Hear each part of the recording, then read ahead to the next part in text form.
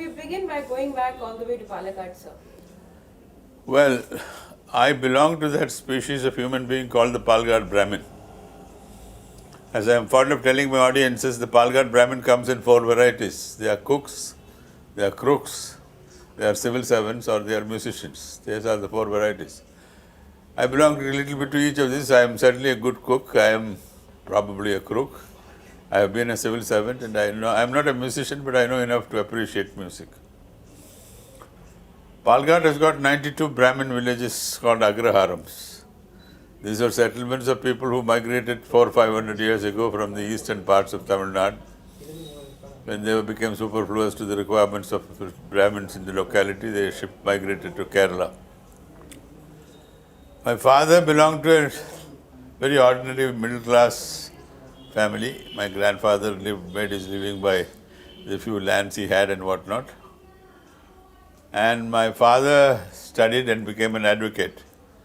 By his own dint of his own effort, he studied and became an advocate and started practicing in Palghat. He was an advocate with a fairly good practice. He didn't do anything except civil practice. I was the last of a family of 6 children. I had 1 elder brother and 4 elder sisters. My elder brother was also in the civil service. He also became a senior civil servant and retired finally as advisor to the governor of Tamil Nadu back in 1980. We had 4 sisters in between. They were married off and settled in various places. I have 2 dates of birth, as I'm fond of telling my audiences. I have a real date of birth, which is 15th of May 1933. But in the official records, my date of birth is given as 15th of December 1932, because they changed my date of birth in order to make sure that I did not have to stammer at the end of school for not being old enough to join college. So I joined in 1938 or 37, 38 in the Palghat Basel Evangelical Mission School at a stone's throw from our house, all Christian education.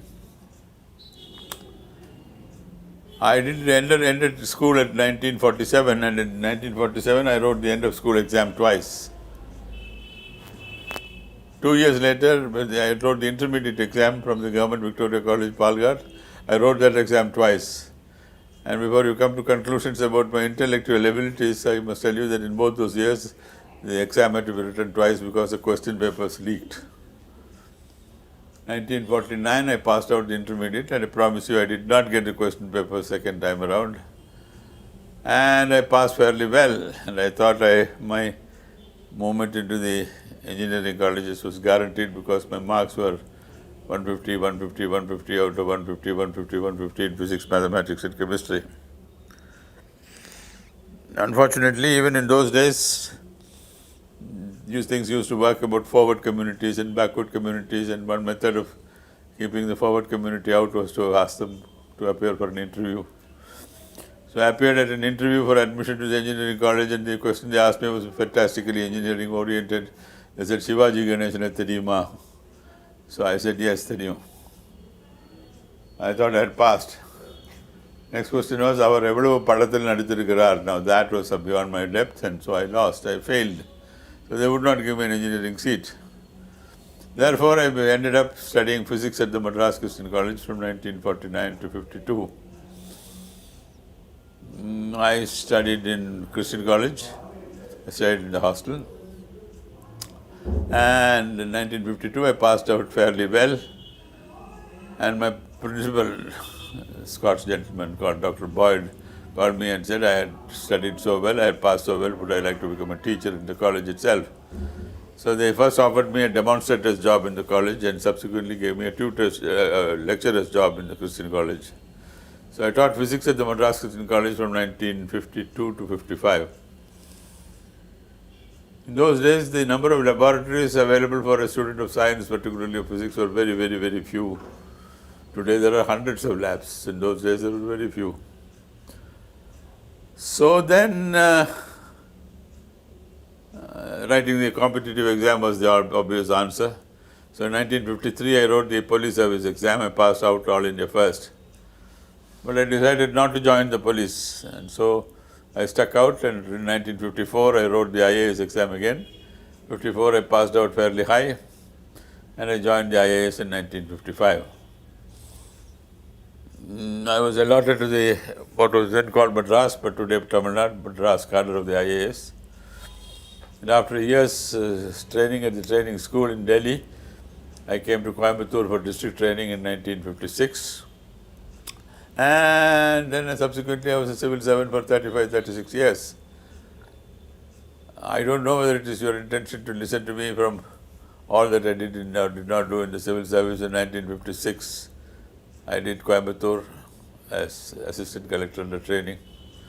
When I finished my training in 1957, I was posted to Dindigul in 1957, May or April, I forget, May I think. Within a week of joining in the district, I had a brush with the minister. The minister asked me to do something and I said, thank you very much, I won't. So in the middle of nowhere, he threw me out of his car and I stood under a tree for the best part of 2 hours until some passing jeep took pity on me and took me away. That was way back in 57. 58, I moved to Madras to the Secretariat in Rural Development where I worked till 62. 62 to 64 and 65 January, I was Director of Transport. 65 January, government sent me to Madurai as Collector. Those were difficult times. 1965 January was when the anti-Hindi riots broke out. And the epicenter of the trouble was Madurai, where I was Collector. But there it was part of this day's game. 2-3 months later, government gave me the added responsibility of looking after Mr. Sheikh Abdullah. Mr. Sheikh Abdullah was asked to come and stay at Kodaikanal, and I was asked to look after him. I was Collector of Madurai from 1965 to 1967. In 1967, government sent me to Harvard, where I did a degree in public administration from the Kennedy School of Government from 1967 to 68. When I landed back in 68, the government, as was wont, sent me right out of the world into atomic energy at Bombay. I went to Bombay as Deputy Secretary in Atomic Energy in 1968 to work under Dr. Vikram Sarabhai. I worked there for 4 years. In 1971 December, Vikram Sarabhai died. So in 1972, Mrs. Gandhi split the Department of Atomic Energy into two halves, the atomic energy half and the space half. And she asked me to go with the space portion to Bangalore. So I went in 72 to Bangalore to the Space Department to work under Professor Satish Dhawan. Worked there for 4 years till 76 when the President's rule was imposed in Madras. Some of us were called back, I was one of them. 76 I came back to Madras as Industry Secretary. 77 when the Popular government came in, I was moved from industry to agriculture. 78 I moved out of Tamil Nadu and went away to the ONGC as member in charge of personnel. Year or two later, I found that I had run out of work, so I went to the Prime Minister and pleaded with more work. So she sent me back to the Space Department in 1980, where I worked till 1985. 84 October, Mrs. Gandhi got killed. Rajiv Gandhi became Prime Minister. In 85 January, he made me Secretary in charge first of Forest and Wildlife. A couple of months later, he gave me also Environment. So I was Secretary Environment and Forest and Wildlife from 85 till about 87. In 88, in fact. In 87, he gave me the added responsibility of looking after his own security. I was in charge of the PM security from 87 to 88 to 89. From Environment, I moved to Defence. From Defence, I moved to Cabinet Secretary. And when Rajiv Gandhi lost his election, Mr. V.P. Singh became Prime Minister. I was moved out of the Cabinet Secretary's job and made member of the Planning Commission. A job without too much work. I stayed there for about a year. And towards the end of 90, when Mr. V.P. Singh was replaced by Mr. Chandrasekhar as Prime Minister, they called me in and made me Chief Election Commissioner of India. I worked there from 1990 December to 1996 December. I retired in 96 December. I shifted back to Madras in 98 July. And since then I have been in retirement, doing very little except probably giving lectures here and there, teaching some colleges and schools, nothing very much else. Now that roughly gives me my life story. So given that your father was a lawyer, law was not something that didn't fascinate you too much for you to have... Law did fascinate me, but not necessarily as a profession. I'm not looking down upon the law profession of the lawyers at all. A very noble profession, very difficult, some of the world's best people have come out of the legal profession. But no, I suppose familiarity breeds a certain amount of non-respect. So that is what has happened. So during my research, I read somewhere that during the span of one day, you were moved from 6 to 6 1962, 2nd of June 1962, I was in rural development and I had a quasi-political boss. The Joint Development Commissioner was a political person. He and I had a disagreement of sorts. So I told him, I said, I'm off. I had worked in rural development for 4 years. I had worked very, very hard.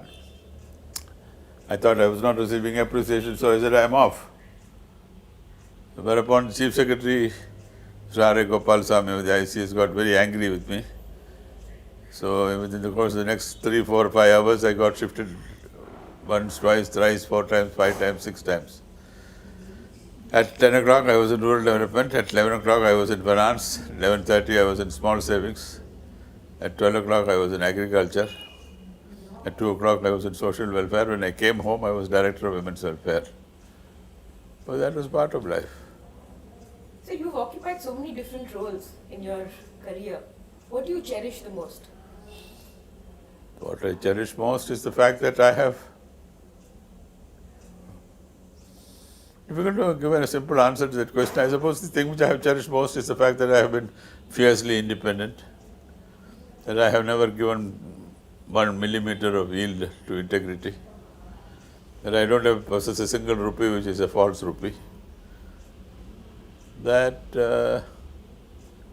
one of my bosses once called me and said, Session, why is it that the single largest sentiment you evoke in people is fear?